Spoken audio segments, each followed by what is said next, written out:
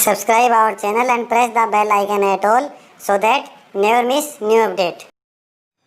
नमस्कार दोस्तों, मैं सांगवान सर अपने YouTube चैनल लक्ष्य क्लासेस में सभी का स्वागत करता हूं। आज हम मैथ की क्लास शुरू करेंगे। तो पिछली क्लास में हमने ट्रिग्नोमेट्री के कुछ क्वेश्चन सोल्व किए थे। आज उसी से रिलेटेड कुछ और क्वेश्चन करते हैं कि एग्ज़ाम में किस टाइप के क्वेश्चन आते हैं, कैसे क्या। चलो देखते हैं। तो हमारा टॉपिक क्या चल रहा था? ट्रिग्नोमेट्री।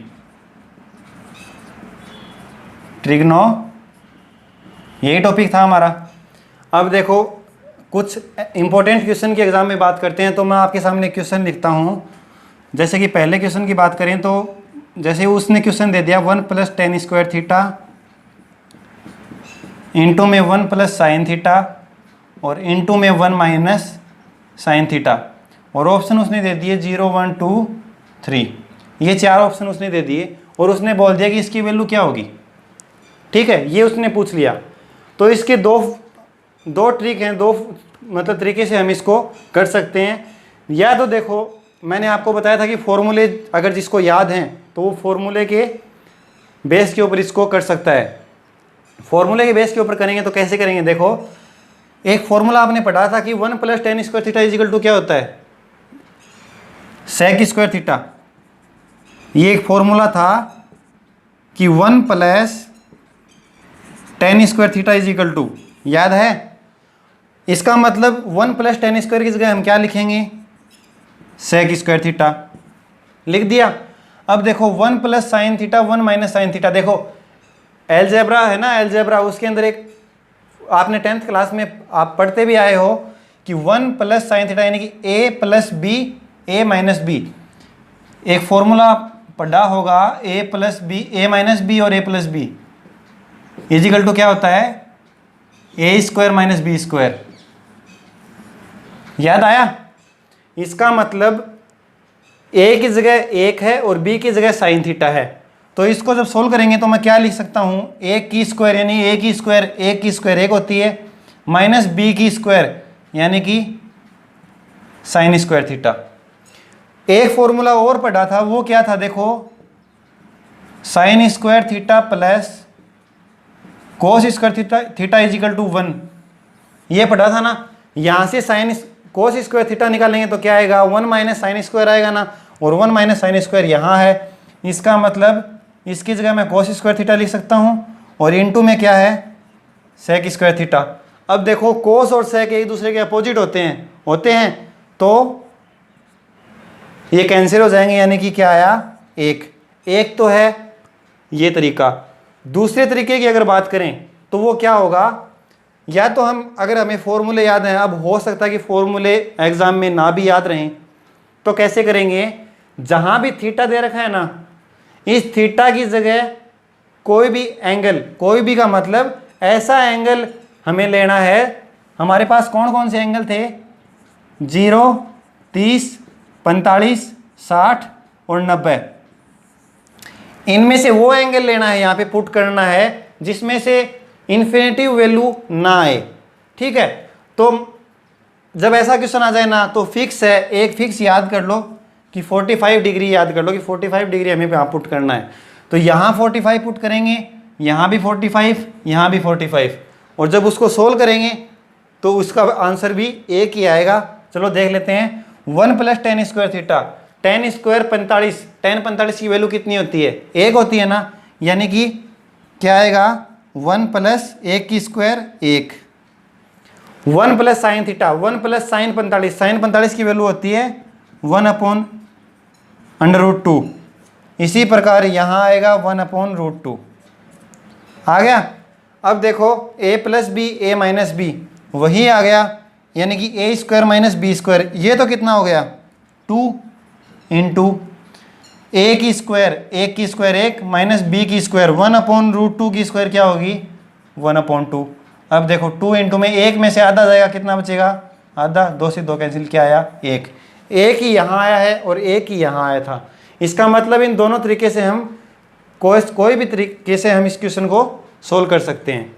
ऐसा क्वेश्चन जब एग्जाम में आए, अगर फॉर्मूले याद हैं तो बहुत ही अच्छी बात है। अगर फॉर्मूला दिमाग में नहीं है तो टेबल से हमें 45 डिग्री यहाँ रख देना है, 30 भी रख सकते हो, 60 भी रख सकते हो, वो कोई नहीं है, लेकिन 45 फिक्स याद कर लो कि हमें तो क्वेश्चन सोल्व करना है, तो 45 हमने यहाँ पुट कर दिया। बस इतना ध्यान रखना कि थीटा की जगह हर जगह जब 45 रखना है ना तो 45 ही पुट करना, ये ऐसा नहीं यहाँ 45 कर दिया, यहाँ 30 कर दिया, यहाँ 60 कर दिया, ऐसे नहीं चलेगा, ठीक है।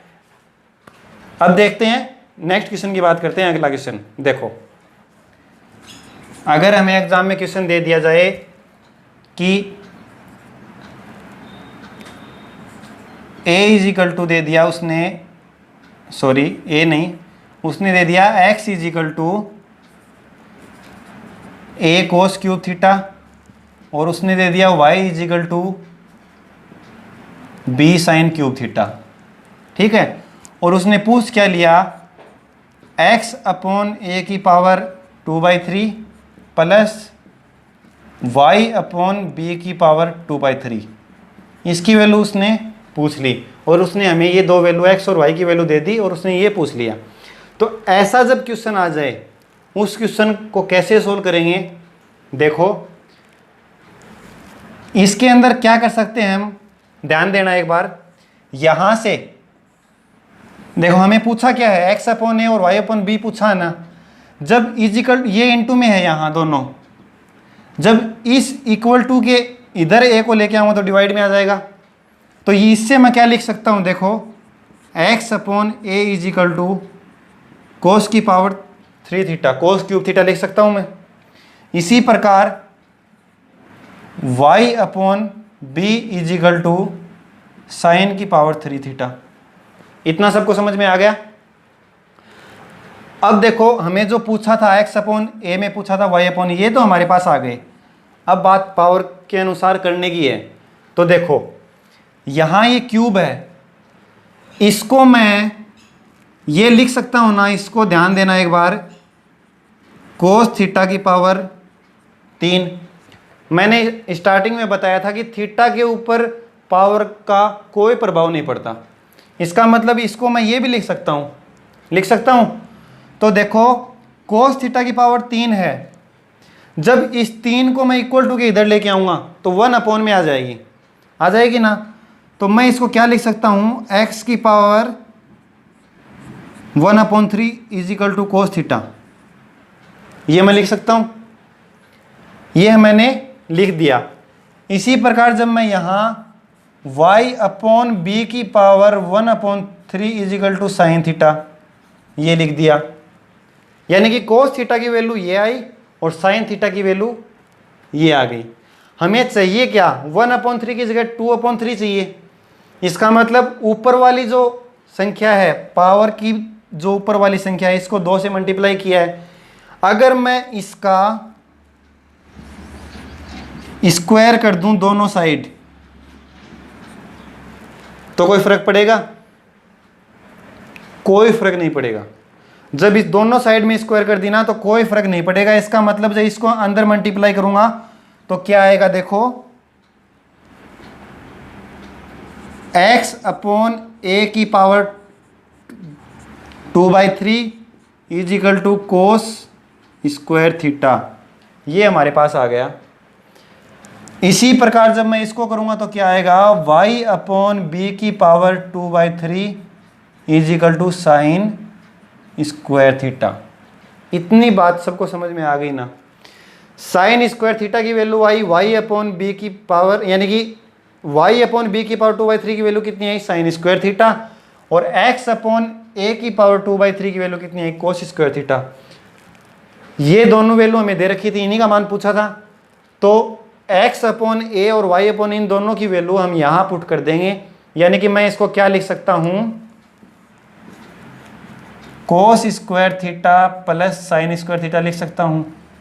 और ये अभी पिछले वाले क्वेश्चन में जस्ट मैंने बताया था कि sign square theta plus cos square theta ले लो, चाहे कोस square theta plus sign square theta ले लो, इसकी वैल्यू क्या होती है, 1 होती है।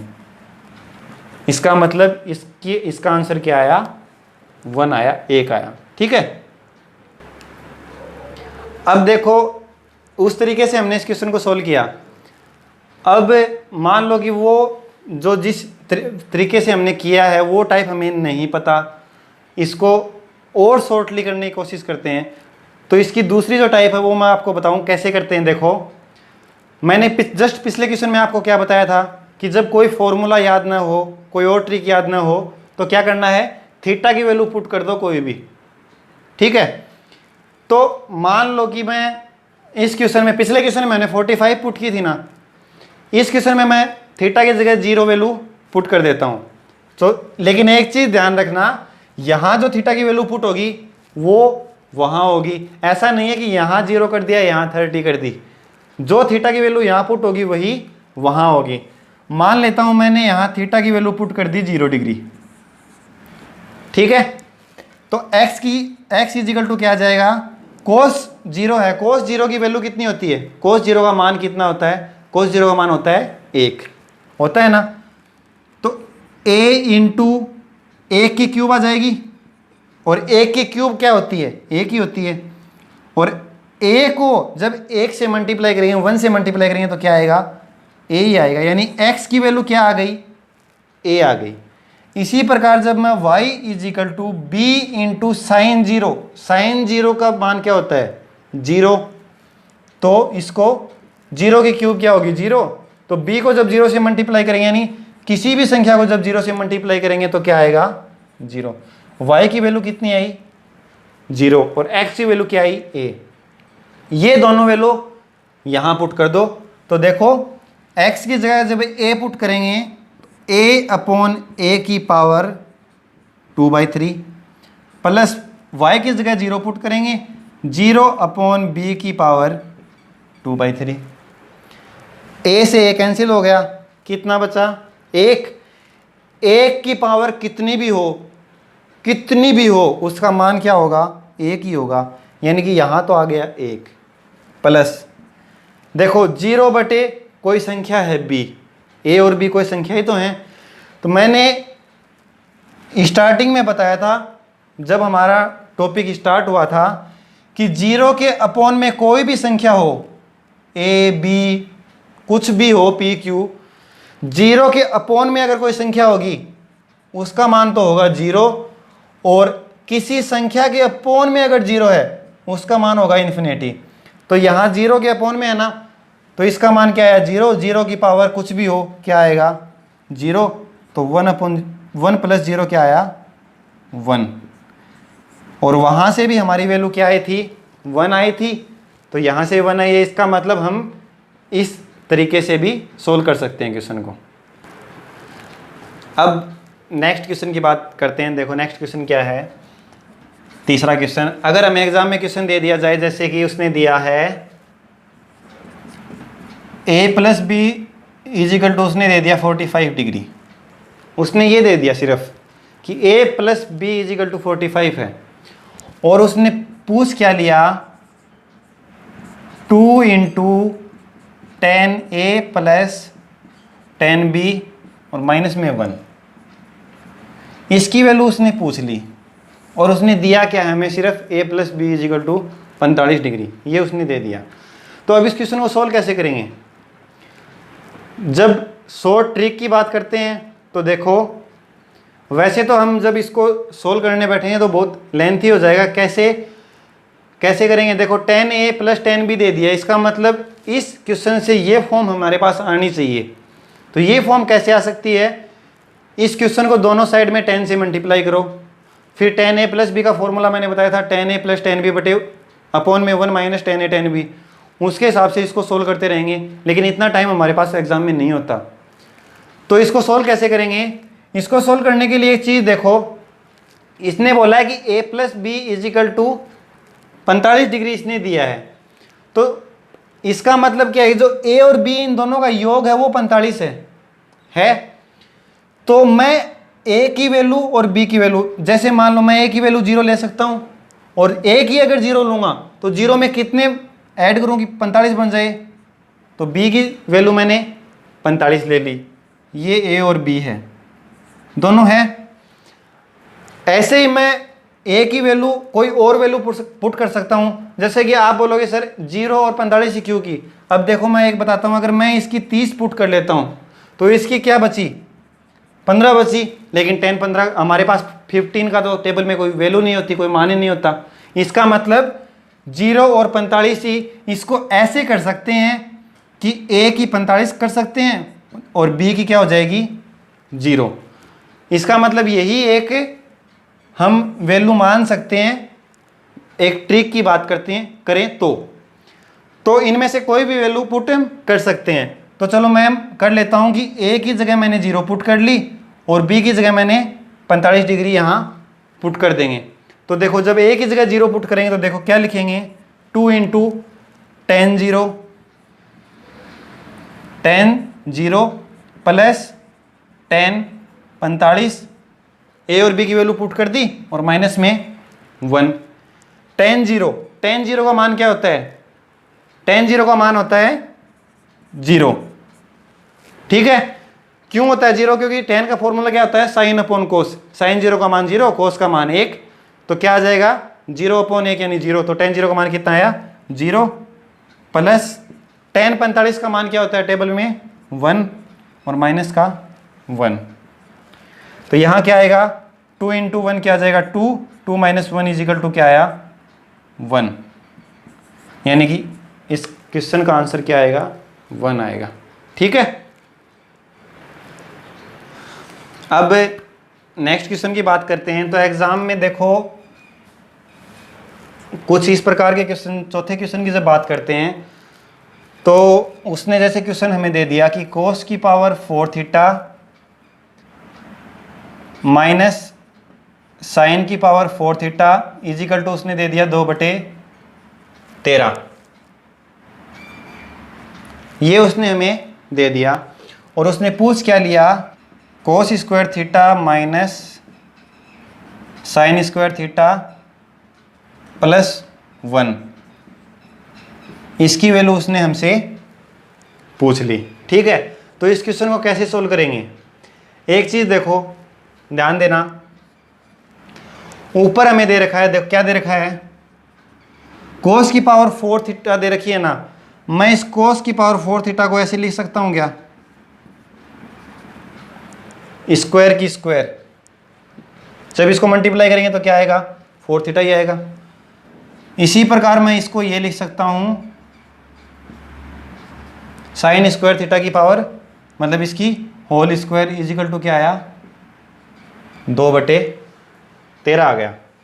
अब एक चीज यहां से क्या देखने को मिली, देखो जब मैं इसको a मानूं पूरे को और इसको मैं b मानूं तो क्या बना a square minus b square. Formula बन गया हमारे पास a square minus b square क्या होता है a plus b, a minus b, ये फॉर्मूला होता है, सबने पढ़ा है। a की जगह क्या है कोस स्क्वायर थीटा और b की जगह क्या है साइन स्क्वायर थीटा। तो यहां a की जगह मैं कोस स्क्वायर थीटा पुट कर देता हूं, b की जगह मैंने साइन स्क्वायर थीटा पुट कर दिया, इनटू में अब इसकी जगह पुट करेंगे तो देखो कोस square theta minus sine square theta और माइनस में क्या दे दिया, नहीं इजिकल टू में क्या है, माइनस में सॉरी इजिकल टू में क्या है 2/13। अब देखो यहां से फॉर्मूला याद आ गया, कोस square theta plus sign square theta क्या होता है 1, पिछले क्वेश्चन में हमने जस्ट किया था। इसकी वैल्यू 1 आ गई, जब 1 को किसी संख्या से मल्टीप्लाई करेंगे तो वो संख्या ही आएगी, तो 1 को तो हटा दिया। यहां क्या बचा cos square theta minus sine square theta is equal to में क्या बचा 2/13 बचा। तो ऊपर देखो पूछा क्या है क्वेश्चन में, देखो क्वेश्चन में क्या पूछा है cos square theta minus sine square theta plus 1 is equal to क्या होगा।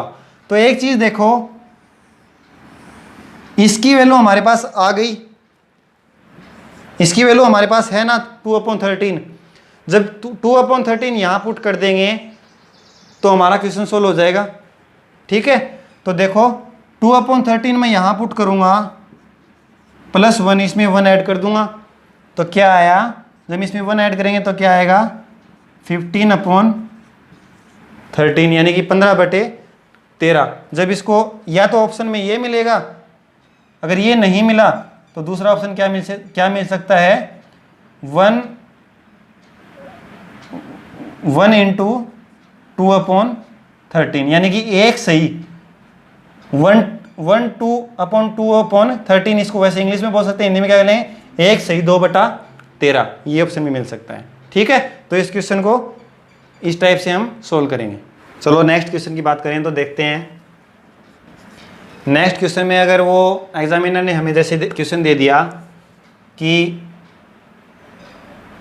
मानो उसने हमें दे दिया r sin theta is equal to उसने दे दिया 1 और r cos theta is equal to उसने दे दिया √3। ठीक है, और उसने पूछ क्या लिया, √3 इंटू tan थीटा प्लस 1, ये हमसे उसने पूछ लिया। तो इस क्वेश्चन को सोल्व करने का तरीका देखो, एक चीज़ मतलब ध्यान देना, एक चीज़, ये दो इक्वेशन बनी, दो समीकरण बन गए हमारे पास। इन दोनों समीकरणों से देखो हमें पूछा क्या है, tan की फॉर्म में हमें उसने मान पूछा है।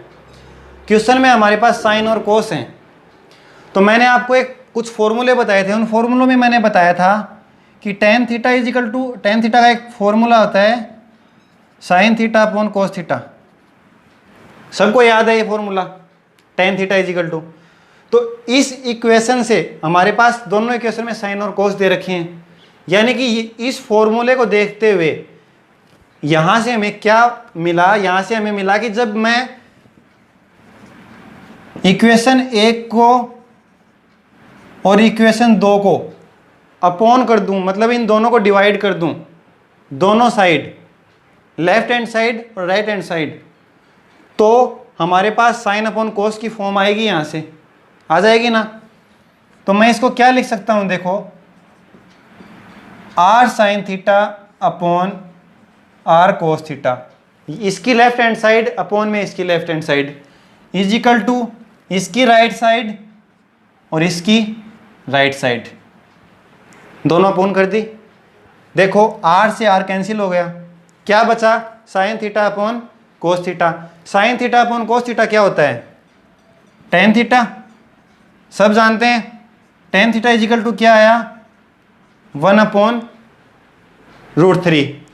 हमारे पास पूछा क्या है, √3 इंटू tan थीटा प्लस 1, यानी tan थीटा की वैल्यू क्या आ गई, 1/√3 आ गई। ये वैल्यू हम यहाँ पुट कर देंगे, तो पुट कर दो, देखो √3 into tan theta is equal to 1/√3 है, 1/√3 और प्लस में 1।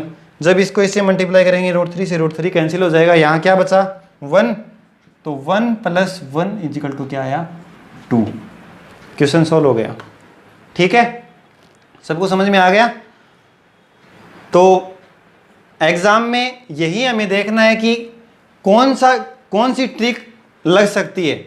जब प्रैक्टिस करोगे ना तो अपने आप दिमाग में ऐसी ट्रिक आती रहेंगी, आ जाएंगी ऑटोमेटिक। तो आज के लिए हम यही तक रखते हैं। बाकी मैं आपको बता दूं कि सब जानते हैं कि दिल्ली पुलिस की वैकेंसी आ ही गई है। मान लो 4-5 दिन में फॉर्म स्टार्ट हो जाएंगे, 4-5 दिन में नहीं हुए तो मान लो कि अगस्त के फर्स्ट वीक में फॉर्म स्टार्ट हो जाएंगे। दिसंबर तक, 31 दिसंबर तक एग्ज़ाम कराने की बात है। अब एग्ज़ाम होता है नहीं होता वो तो बाद की बात है, पर दिल्ली पुलिस को देखते हुए सब जानते हैं कि मैथ आएगी 15 नंबर की लगभग, रीजनिंग आएगी 25 नंबर की। ठीक है, यानी कि 40 नंबर के इन दोनों में से क्वेश्चन आएंगे। तो इन 40 में की जब बात करते हैं तो उसमें से आपको मैं बताऊं कि जो टॉपिक हम कर रहे हैं मैथ के मान लो, रीजनिंग के मान लो, अब आगे जो सिलेबस होगा जैसे ट्रिग्नोमेट्री दिल्ली पुलिस में भी आएगी, आगे के जो टॉपिक होंगे वो हम दिल्ली पुलिस के अकॉर्डिंग ही आपको पढ़ाई जाएंगी। तो रेगुलर क्लास लें ताकि दिल्ली पुलिस का एग्ज़ाम हम अच्छे से फाइट कर सकें। ठीक है, तो आज के लिए बस इतना ही रखते हैं। बाकी अगर आज समझाया हुआ सबको समझ में आया है तो वीडियो को लाइक करके ज़रूर बताएं और अभी तक चैनल को सब्सक्राइब नहीं किया है तो चैनल को सब्सक्राइब ज़रूर कर दें और बेल आइकन ज़रूर दबा दें, ताकि जब भी न्यू नोटिफिकेशन आपके पास, जब भी न्यू वीडियो अपलोड हो तो आपके पास नोटिफिकेशन आ जाए। और आपको एक बात और बताऊं कि इस टॉपिक से रिलेटेड कोई भी आपको पीडीएफ या फिर इसके नोट्स पीडीएफ में चाहिए तो, या फिर क्वेश्चंस का अगर प्रैक्टिस सेट आपको पीडीएफ में चाहिए तो टेलीग्राम चैनल को ज्वाइन कर लें। टेलीग्राम चैनल का लिंक आपको डिस्क्रिप्शन बॉक्स में दे दिया जाएगा। ठीक है, तो आगे बात करेंगे नेक्स्ट क्लास में। Thank you.